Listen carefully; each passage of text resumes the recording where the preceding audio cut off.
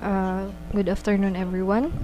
So in this video, I will show you how to sort elements in an array using insertion sort. So in insertion sort, we are like playing cards. If our cards are shuffled, values of our cards are shuffled, then we want to arrange it from smallest to largest element, we will pick one value from our value that will be inserted to its appropriate position.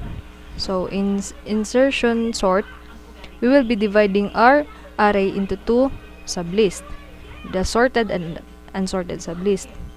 For example, we have our value 10, 9, 11, 7, and 3. So this is our array.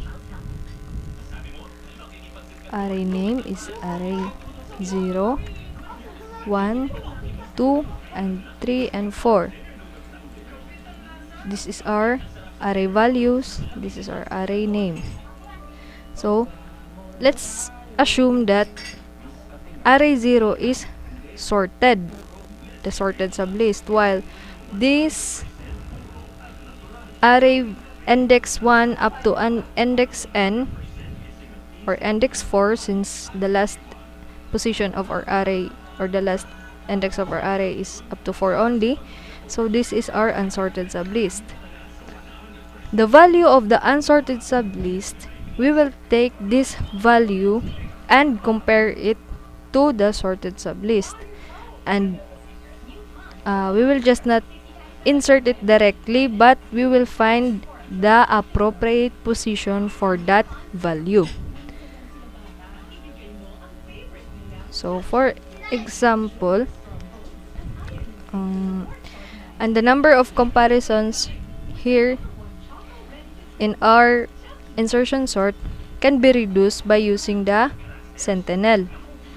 So let us just assume that the array of size of n is actually sorted. So this is this one, and the value of index 1 up to index n is the unsorted. So it will not take the array 0 position. The value of temp will always be a of 0 is less than or equal to temp. Then temp will be found among the location of array 1, 2, and so on until the end of our array size, but never occupy the first position or array 0. So our code here, we will show you the code. I will show you the code. I have already made the code.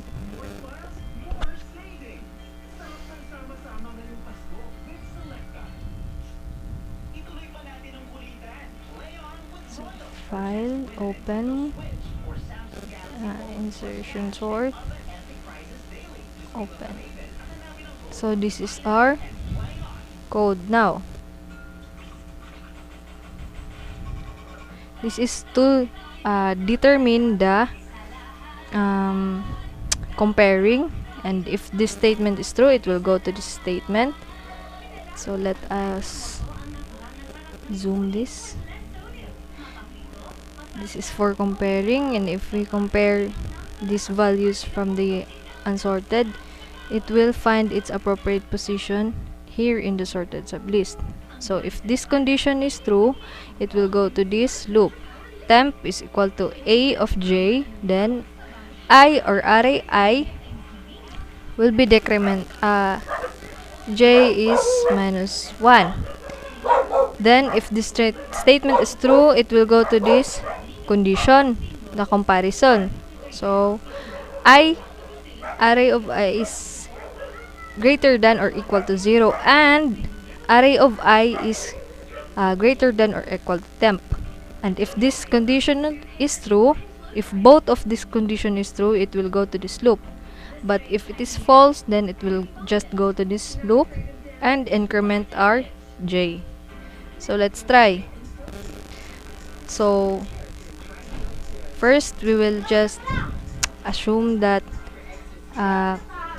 this is our temp is equal to 9. So we will compare 9 to the sorted value, which is the array 0 or index 0. Is 10 greater than 9? So true. Then there will be swapping. So since we have already reached the position of 0 or the index 0, we will not compare this value index 1 to another value, because 0 is the last position that we will be comparing. So since 10 is greater than 9, so this will swap. Now our values will be 9, 10, 11, 7,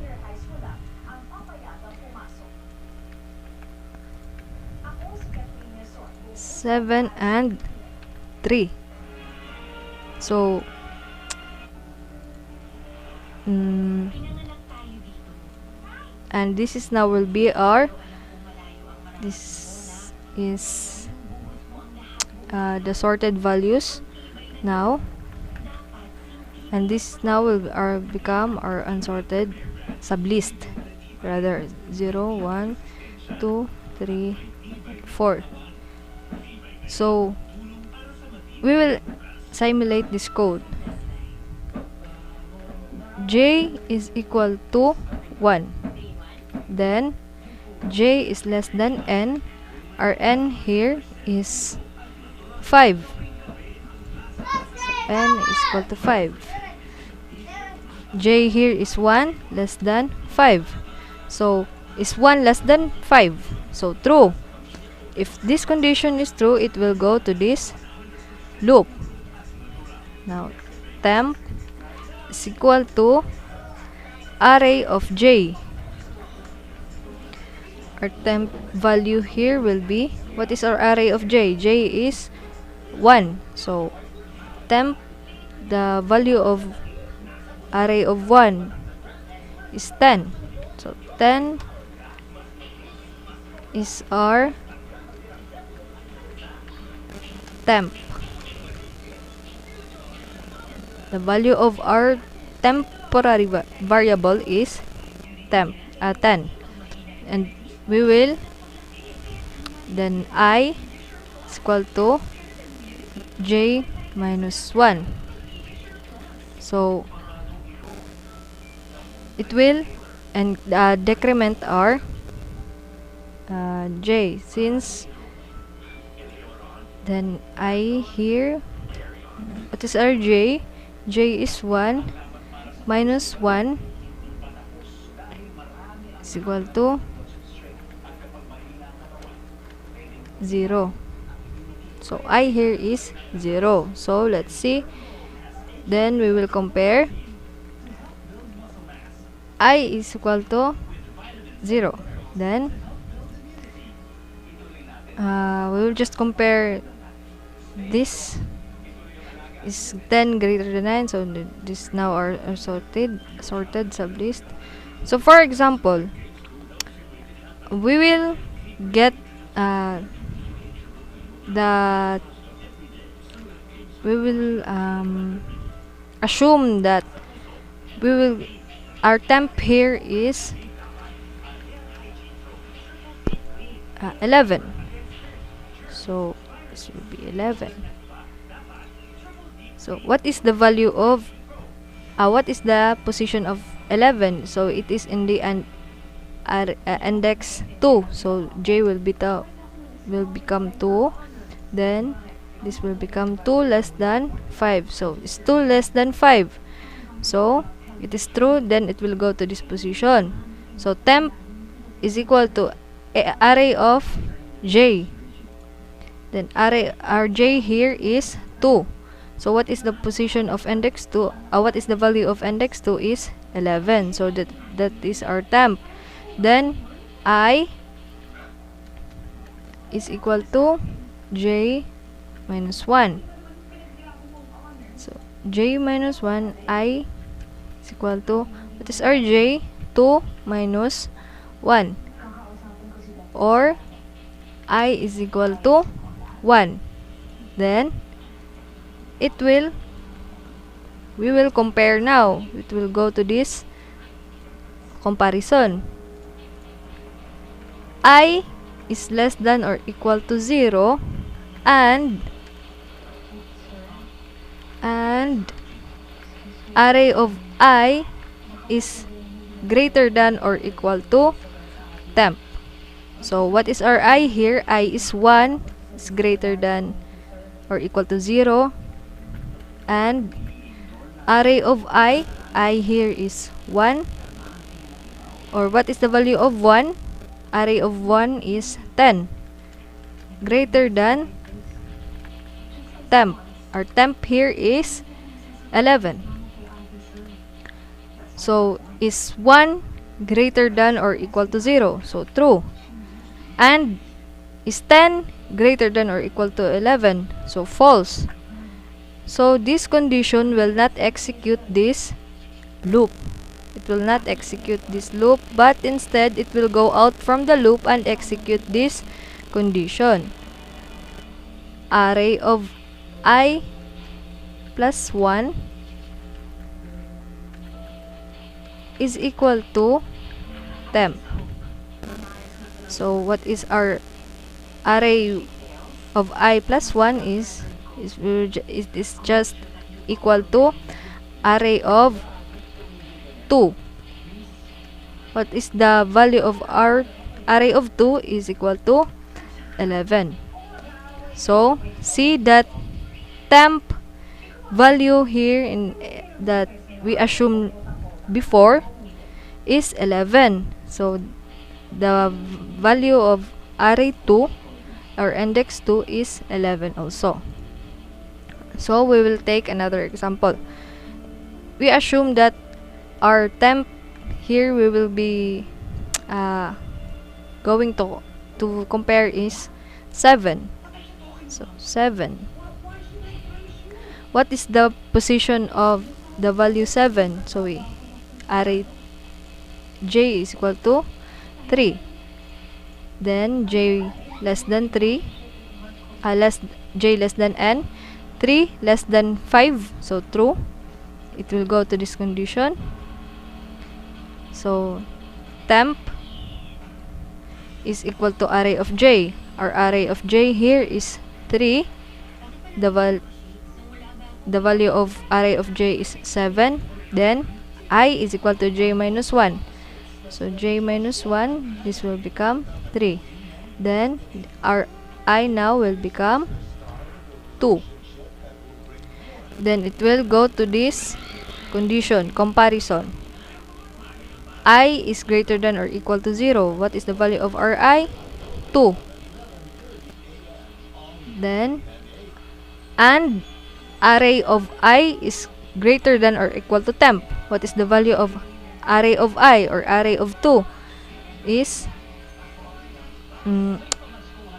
array of 2 is 11. So, this is 11. So, is 2 greater than or equal to 0? So, true. Is 11 greater than or equal to 11? So, true again. Now, it will execute this condition. Array of I plus 1 is equal to array of I. This our array I plus 1. I is 2. So, plus 1, array of 3. This will become array of 3. Then, it is equal to array of I. What is our array of I? 2. So, what is 3? Then, this will become 2. The value of array 3 will go to the value of array 2. So, we will right shift this position into 1. So, here, I is equal to I minus 1. I is equal to I minus 1. So our I here is 2. 2 is equal to I minus 1 is 1. So this unsorted value, no, so supposed to be this is our sorted value up to here. So this is now will be our unsorted. So the value of index 3, array of 3, will go to the value of array of 2. So this value will go to this sorted sublist, and it will find its appropriate position.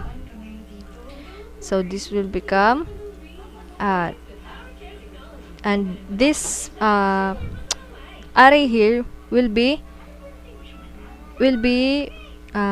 right shift by 1.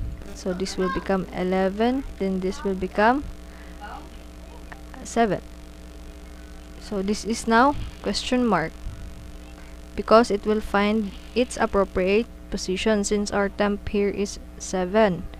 So it will not easily swap to this value because it is not its right position. This is 3. So this process will repeat until our values are sorted from largest from smallest to largest. So that's all for our insertion sort.